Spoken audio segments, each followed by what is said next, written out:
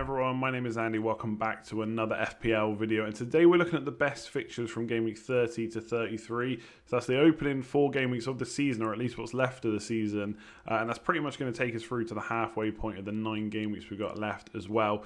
Now in this one I'm not specifically looking at the double game week teams. Obviously their fixtures are good because they get an extra game week within the first 4, or at least an extra game within the first 4 game weeks, but because they've kind of been done to death by me and by everyone else, and we've already talked about them loads, and we're going to continue to do so in kind of streams and stuff before Wednesday's deadline. I'm not going to specifically talk about them in this one, although there is one team that I think warrants having a quick discussion about because they do have good fixtures after the double game week. I'm not so sure about the other 3. So let's just get into it and let's start looking at the first of our 4 teams. Now, like all of the teams on this list that don't have a double game week, they're probably not being talked about as much as they normally would just because they don't have that double, and a lot of people are using unlimited transfers, free hits and stuff like that.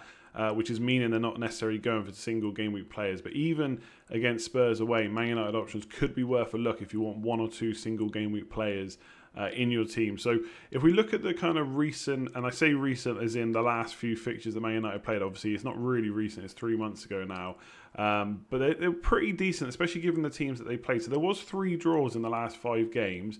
One of them was a 0-0 against Wolves. That was Bruno Fernandez's first league game. And they beat Chelsea 2-0 away, beat Watford 3-0, drew 1-1 with Everton, and then beat Man City 2-0. So it wasn't the easiest run of fixtures. Even Watford, who they beat 3-0, had been in pretty good form under Pearson. Obviously, they beat Liverpool as well recently enough, again, towards the end of when the season got postponed. So the form's pretty good. Not completely out of this world, but decent enough. And I think most fans of Man United and fans of other teams could see an improvement once Bruno Fernandez comes in. How long that will take to fully gel with the rest of the team, we'll have to wait and see.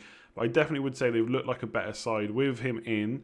And it's probably worth looking at their options because not only are the fixtures good, but they're also pretty good price points because of how they performed over recent seasons. They're not like the prices of Salah, De Bruyne, Aguero and stuff. You can get them a lot cheaper. So on paper, Bruno Fernandez is going to be obviously back now. Martial was fine too. Obviously, he does sometimes get injured on and off, but he was playing before the season ended. Rashford's back, Pogba's back. So on paper, it's pretty exciting times to be a Man United fan, and even an FPL manager who's looking at Man United players because of their value. Because on paper, having those 4 back and in the team could be really decent. On the other hand, how long would it take for them to gel together? Yes, they're going to be able to train together. It's not the same as playing matches. And when they do all play, who will become the dominant point scorer? Will it be shared around even more? Will 1 or 2 of them come out on top? Will it still be Fernandes? Will it be Pogba? We just don't know yet. There's lots to talk about where they'll play together. I've seen one kind of report that Pogba will play as a number 10. Bruno Fernandes will play a bit deeper. I can't see that happening, but you just don't know because they've got to accommodate Pogba as well because up until this point he was the best player at the club and arguably still is better than Fernandes. So they look good on paper. Will that transfer onto the pitch? We'll have to wait and see. But they do have great fixtures to make that happen. So Spurs away is not necessarily tricky. And again, I know I keep saying about the home and away thing. If that's not a thing, playing Spurs is not the worst thing.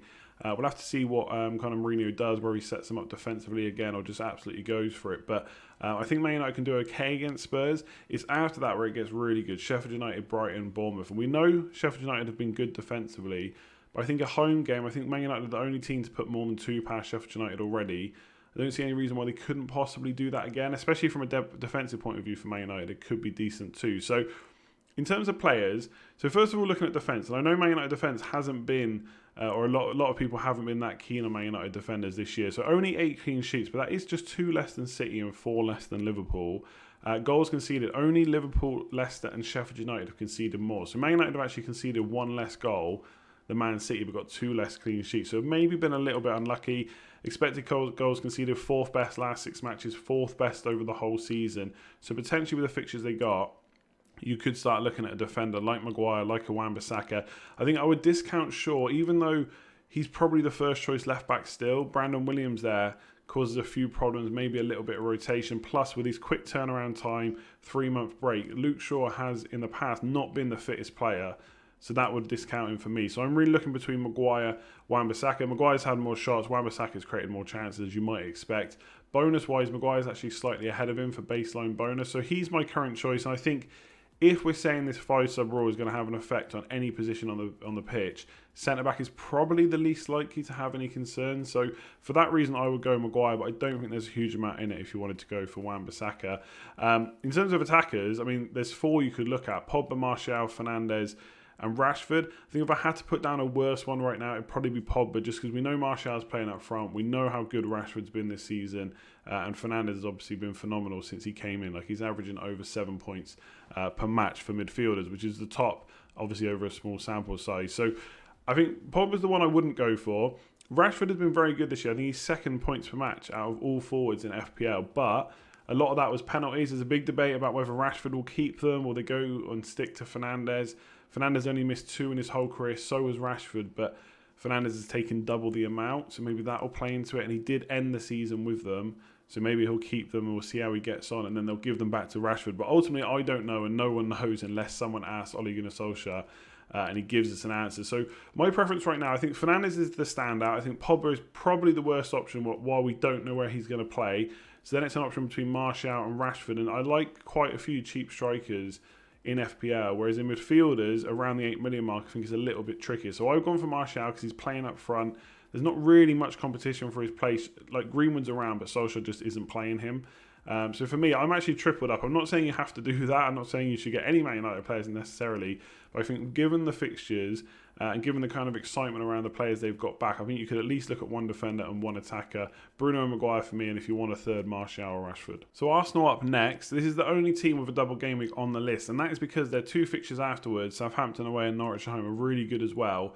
And they do have that double game week of Man City away and Burnley away. So I do think they're worth considering, even though I don't know if they've got a huge pool of players worth considering. So they have got, obviously, literally got a huge pool of players, just same as every other squad. But realistically, the amount of players you'd actually want in your FPL team is quite small. So I've talked a lot about Leno already, and I do like him as a keeper. I have him. Is he the best goalkeeper from game week 31, so once the double game week's finished, onwards? Probably not. I'd probably go, if I had a free transfer to do it or I was on a wild card, I might even look at someone like Pope instead of Leno. But if you're going for someone right now and you have to keep them for the rest of the season, the good thing about Leno is obviously he has that double game week and pretty good fixtures for the rest of the season. So I do like him, even though I think someone like Pope is probably better. Again, I've said this before, Henderson for the double game week is a better option. But maybe it's better to go for Leno and get some Sheffield United defenders instead. That could be an option. So from Arsenal, I quite like Leno. He's made the second most amount of saves this season. Hopefully he'll have to make less saves going forward because they'll be better defensively. But it is hard. Like, I've put Bellerin in.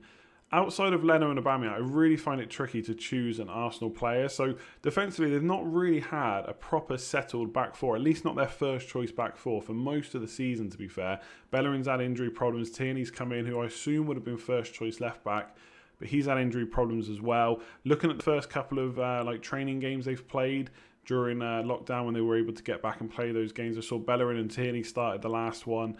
So could that be the first choice fullbacks going forward? I assume it would be. We don't really know. David Luiz probably provides a little bit more security and a bit of additional attacking threat, but he doesn't really excite me that much. If I was going to go for one, I'd probably punt on a fullback. Bellerin we've seen do well before. Tierney's obviously come into the league with, some good pedigree behind him in the Scottish League, quite a few assists. But obviously we haven't seen that yet because he hasn't really got to play many matches for Arsenal. So if I was going to take an absolute punt on their defence, it would probably be Tierney. I think Bellerin is probably a little bit safer, but really I think you just go Leno. And they had shown some signs of improvement under Arteta, but again, they hadn't had this kind of their first choice back four available. So how much time have they had to work on it? How good will they be out on the pitch? It's hard to tell. So I'm not sure I would be necessarily super drawn to Arsenal defenders, but the fixtures are pretty good. Like, even Man City away is not great, but they've got Brighton away in that double game week, and then Southampton and Norwich. So I'd be pretty happy with them. I might take a punt in the double game week at least, and I've got Leno going forward. But really, it's in attack. Obviously, Aubameyang is the main man. He's been so consistent this year. 17 goals, 3 assists, 20 attacking returns. That's going to be one of the best returns in the league. And obviously, whether he plays wide or centre forward, it doesn't really matter. He gets points regardless. So I wouldn't really worry about that if they play someone else down the middle. 11.1 million is a lot of money. So you probably do have to forgo another big hitter, maybe a Salah, Mane, De Bruyne, Aguero, whoever it might be to fit him in. But potentially, because of the fixtures, Arsenal still got a bit to play for. He's pretty much nailed on as well. he might be one of the best big hitters to go for, at least initially, and you've got that price point where you could maybe swap him out afterwards. In terms of other attackers, I just don't find them that appealing at all, to be honest. You got Pepe. I just think he's too much money. Ozil. I just don't think Ozil is an option anymore, basically. So I had a quick look. Game week 19 to 29, he played. He created 19 chances, which is all right, but it's not even 2 chances a game. And here's a list of some players that created more chances over that time. Willian, McNeil, Fraser, Moy, Matinho, and Buendia all created more than Ozil. And what have we got to go on to say that he's going to suddenly come back and be the Ozil we've seen before? Not much. So for 7.3 million, I think he is, probably wouldn't go there. And Pepe's got slightly better stats. So started 6 of the last 7 game weeks that were available. 11 chances created, 7 shots in the box. Perhaps a little bit better than Ozil, but he obviously costs a lot more as well. So for getting the double game week, I just wouldn't want to hold those players long term. So for me, it's Leno, maybe a punt on one of the fullbacks, or Aubameyang, and that is pretty much it from Arsenal. If Arsenal are a kind of case of look at the attack but don't look at the defence, then I would say Newcastle is probably the opposite. Really, really good opening fixtures. Sheffield United, Aston Villa and West Ham all at home and Bournemouth away. Regardless of the home and away thing, they're 4 great teams to be playing in the opening 4 game weeks. So we should be looking at Newcastle options potentially. So from a defensive point of view, like I've said, I quite like them. I did a video on Scout about the best budget defender, and I talked about Newcastle a little bit. I think they got the best home record this season, I believe it was. Again, if the home and away thing doesn't matter anymore, then maybe that's not going to be a thing. But I think defensively they could provide some good options, especially with these fixtures. Now, you got a few good price points. Lascelles at 4.3 million offers you a nailed-on starting place in there, clean sheets if they get them for a very cheap price. He could even be, like, I've seen people bench boosting this week who are maybe struggling with team value to get out a lot of players. And you have to have, I keep banging on about it, you have to have 3 single game week players anyway as your kind of minimum. So Lascelles, Sheffield United at home for 4.3 million could be a decent option. If you've got the money to spend a little bit more, Fernandez offers a bit more attacking threat, a bit more opportunity to get bonus points as well. So for just 0.3 million more, 4.6 million in total, you could get Federico Fernandez instead. And he'd be the one I would look to go for, like I said, if you can afford it. If you're absolutely trying to have as least money as possible on your bench, then obviously Lascelles is the one. So defensively, I think they look okay, and I think the fixtures definitely warrant a place on the bench, especially if you've got like a wild card or you're using unlimited transfers this week. I think these are one of the teams that I would target. Now, in terms of attack, like, I would not be going anywhere near Newcastle. I know there's some conversation starting already. Maybe some of the players will perform better behind closed doors. Maybe they will. Maybe they'll perform better without the crowd getting on their back or whatever it might be. But I know in FPL, obviously the best strategy is to get in on players before they go nuts, because once they do, obviously everyone's drawn to them and everyone will bring them in, and you want to get the points before that happens.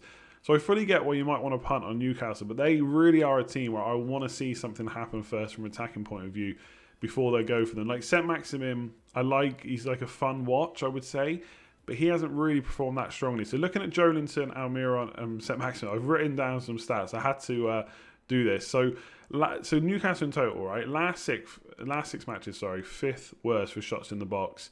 And overall, for the whole season, they are the worst team. Looking at the players individually, last 6, Joelinton, 6 shots in the box, 2 chances created, not great. Saint-Maximin, a bit higher, 10 chances created, 13 shots, 4 in the box. And Almiron, 6 shots in the box, 7 chances created. So they look okay, but when you look at what they've actually scored in terms of goals and assists, it's just awful. So Joelinton, 1 goal all season and 2 assists. So I thought maybe he's not played that much. Well, he's played 2,221 minutes.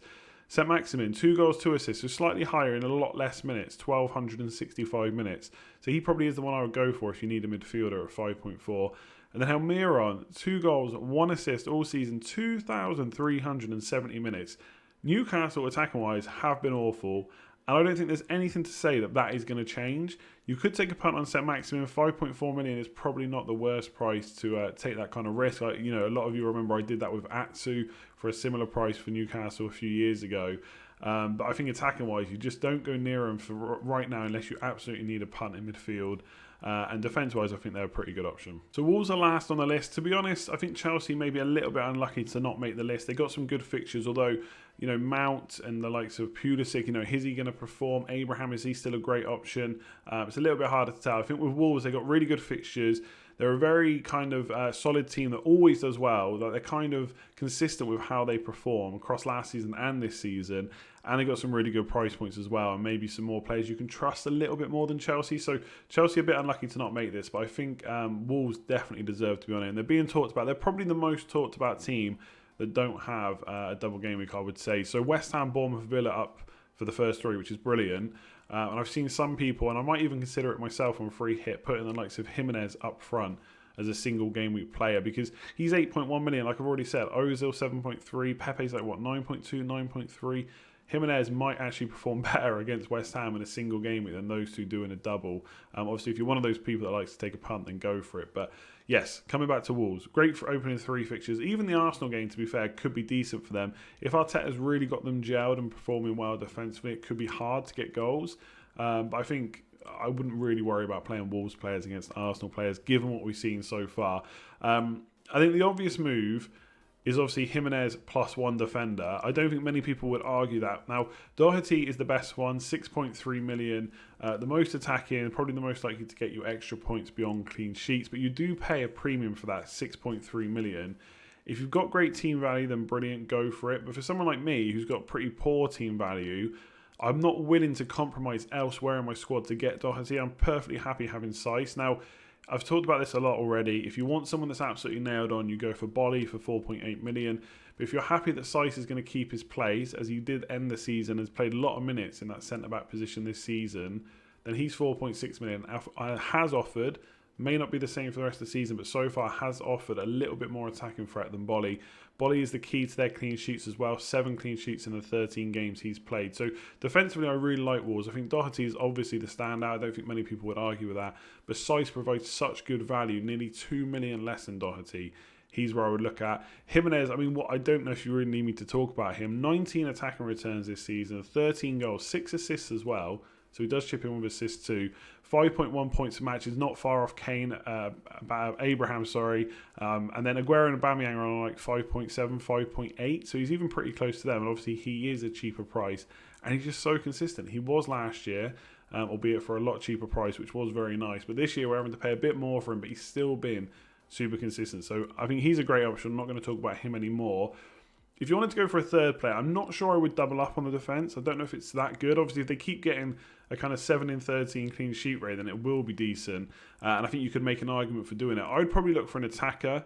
Traore, the only problem I have with Traore is the same as I've kind of mentioned on stream, is that we don't know if he's definitely going to play. He kind of had a bit of that, he kept dislocating his shoulder basically. So he was in and out of the team at the end of last season. They can play 3-4-3, they can play 3-5-2. If it's a 3-4-3, they have Doherty and Traore in the team. If it's a 3-5-2, Traore tends to drop out. Doherty provides that width and that pace down the right side. Not obviously as much pace as Traore, but still decent enough. And then Jota goes to that front two, centre forward position alongside Jimenez. So right now, I think if you're wildcarding in game week 31, and then you get to see how they line up in game week 30, then that might be a good idea to go for Traore if he starts. But the thing with Jota, whether it's a 2 up front or it's a 3-4-3, he'll start either on the left or in the middle. I think he tends to perform better in the middle. But either way, if you have to get someone right now to keep for a few games, I'd probably go for Jota because I think he's more assured of starts. The only problem with him is the last couple of seasons he has been a bit of a slow starter. And yes, we're 3/4 of the way through the season now, but obviously we've had a 3-month break. So that does provide me a few concerns. But he's actually one of my targets for a Game Week 31 transfer. I have Ings right now. I'm going to free hit probably in Game Week 30. So I have Ings back in 31. He's got some pretty bad fixtures with Southampton. So Jota is currently my #1 target. So I really like Wolves. Doherty and Jimenez are absolute nailed on. Bolly or Saiss if you haven't got as much money to spend. If you want a third right now, I'd probably look at Jota. So that is it for this video. Hopefully you found it useful. If you did, make sure to give it a like. It really is helping. Always helps. I know I bang on about it, but it does help the channel. And the support's been really good so far in kind of pre-season of Project Restart, or whatever you want to call it. If you're new around here, make sure to hit that subscribe button. Hit the notification bell so you know when all future videos are going live, as well as live streams. Next live stream should be on Sunday, probably at 9 o'clock. Maybe slightly earlier, but keep an eye out for that because I'll set the stream up in advance. If you want to watch a few more videos, there's going to be some popping up on screen in just a second. I'll leave it there. Like, comment, share, subscribe, and I'll talk to you again soon.